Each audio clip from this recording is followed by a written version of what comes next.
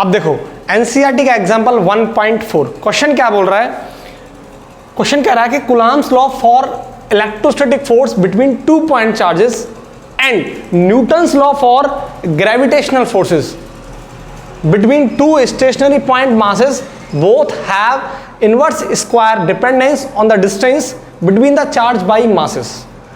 तो इसके अंदर दो पार्ट दे रखे हैं ए एंड बी। ए के अंदर बोल रहा है compare the strength of these forces by determining the ratio of their magnitude, यानी किन्हीं दो पॉइंट चार्ज के लिए कूलम्ब्स लॉ की वजह से इलेक्ट्रोस्टैटिक फोर्स और किन्हीं दो पॉइंट मासेस की वजह से ग्रेविटेशनल फोर्स लगता है। ठीक है, तो बोल रहा है कि इलेक्ट्रोस्टैटिक फोर्स और ग्रेविटेशनल फोर्स की स्ट्रेंथ का रेशियो कैलकुलेट करना है जब एक इलेक्ट्रॉन और प्रोटॉन के लिए पहला, और दूसरा फॉर 2 प्रोटॉन्स, किन्हीं 2 प्रोटॉन्स के लिए। तो पहले मैं आपको इलेक्ट्रॉन और प्रोटॉन के लिए इलेक्ट्रोस्टैटिक फोर्स और ग्रेविटेशनल फोर्स की स्ट्रेंथ का रेशियो कैलकुलेट करता हूं और उसके बाद किन्हीं 2 प्रोटॉन के लिए। ठीक है, देखो सॉल्यूशन 1.4। अगर आप देखें चार्ज जो इलेक्ट्रॉन का और प्रोटॉन का वो कैसा होता है, वो इलेक्ट्रॉन और प्रोटॉन का चार्ज इक्वल होता है और उसकी वैल्यू कितनी होती है 1.6 10⁻⁻19 कूलम्ब। ठीक है, अब अगर इलेक्ट्रोस्टैटिक फोर्स का फॉर्मूला निकालोगे तो वो होगा 1/4 pi epsilon not Q1 Q2/r²।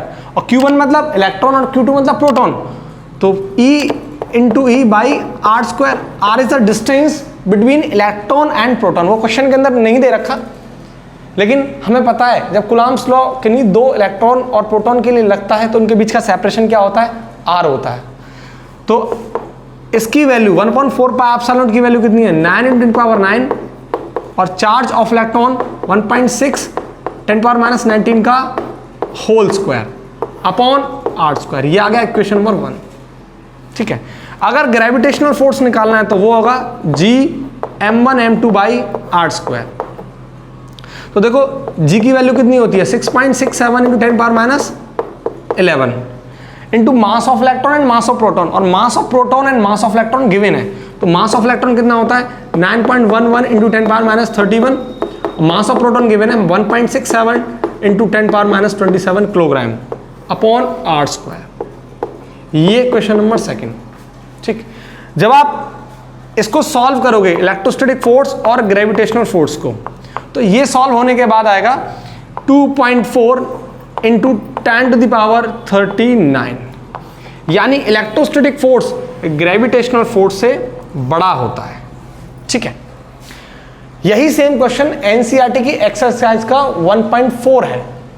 ठीक है, अब देखो, अब मुझे क्या करना है, प्रोटॉन्स के लिए इलेक्ट्रोस्टैटिक फोर्स और ग्रेविटेशनल फोर्स का रेशियो कैलकुलेट करना है। ठीक है, तो देखो फॉर 2 प्रोटॉन्स,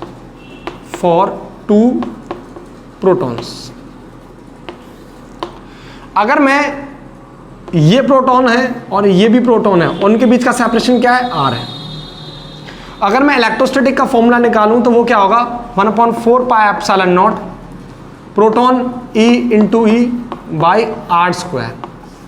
आप देखें ये सेम, इसकी वैल्यू कितनी आएगी 9 × 10⁻9 इंटू 1.6 × 10⁻19 का होल स्क्वायर बाई r²। ठीक है, इक्वेशन फर्स्ट।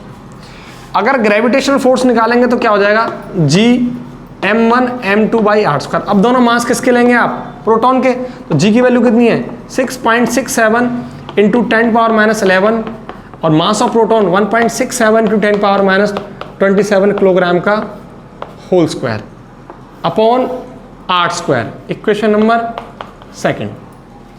जब आप इसको सॉल्व करेंगे तो सॉल्व करने के बाद इसकी वैल्यू आएगी इलेक्ट्रोस्टैटिक फोर्स बराबर अपॉन ग्रेविटेशनल फोर्स बराबर 1.3 × 10⁻36। ठीक,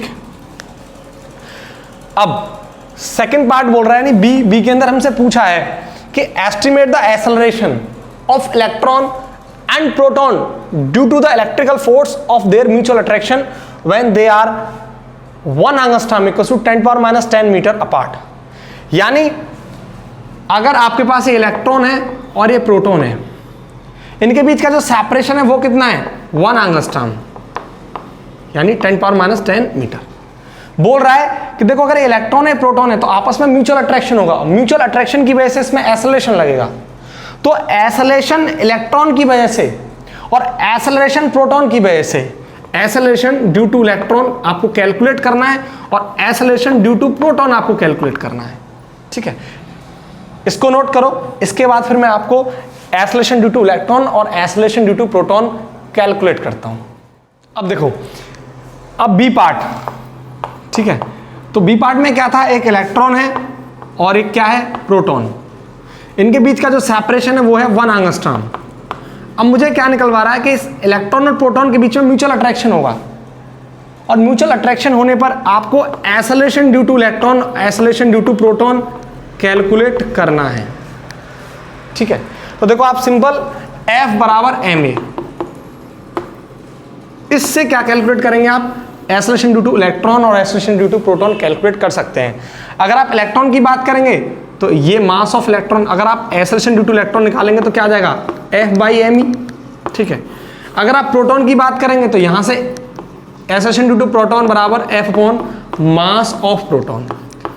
ठीक है, ये तो अगर आप देखें मास ऑफ इलेक्ट्रॉन मुझे गिवन है, मास ऑफ प्रोटॉन मुझे गिवन है, लेकिन मुझे क्या निकालना है, फोर्स कैलकुलेट करना है। अगर मुझे फोर्स पता लग जाए तो मैं एक्सेलरेशन ड्यू टू इलेक्ट्रॉन और acceleration due to proton calculate कर सकता हूं। तो देखो फोर्स कैसे कैलकुलेट करेंगे। नाउ पहला फोर्स किसके लिए, सिर्फ इलेक्ट्रॉन के लिए। अगर दोनों इलेक्ट्रॉन हो तो F बराबर 1/4πε0 E/E/r²। चार्ज कितना होगा, यानी इसको पहले सॉल्व कर लो, इसकी वैल्यू 10⁻9 × 1.6 10⁻19 का whole square by r²। r कितना है 10⁻⁻10 का होल स्क्वायर। जब आप इसको सॉल्व करोगे, इस पूरे डाटा को सॉल्व करने के बाद इसकी वैल्यू आएगी 2.3 × 10⁻⁻8 न्यूटन। इतना फोर्स निकल के आएगा।